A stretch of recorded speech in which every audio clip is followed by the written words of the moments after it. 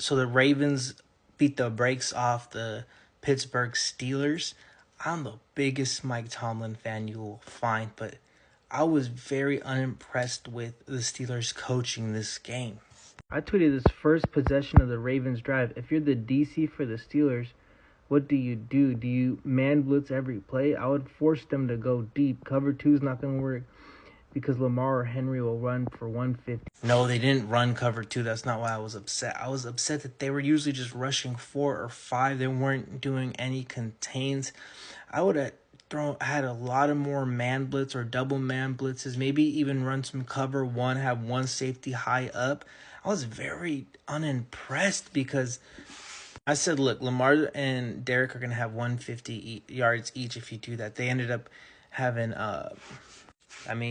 Derrick Henry had 186 yards, 2 touchdowns. Lamar had 81 yards. He had 176 yards thrown. You live with that. I was very unimpressed with the Steelers coaching. Like, third drive of the game, you're down 7-0.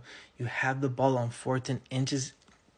I tweeted, you cannot punt on 4th and inches against the Baltimore Ravens, against Lamar Jackson and Derrick Henry. They made them pay big time because then they went up 14-0 after that punt. You won't find a bigger Lamar Jackson fan than me. I've always been a huge fan. I wanted the 49ers to draft him out of Louisville. That's a subject for another day. And they were super impressive, but I was more disappointed in the Steelers' coaching. I thought that was very poor coaching because if you look at the receiving yards, they're not great. 53 yards for Likely, 27 for Andrews, 25 for Aguilar, 24 for Bateman. They didn't have Zay Flowers. I felt like that the Steelers should have just forced them to throw a lot more.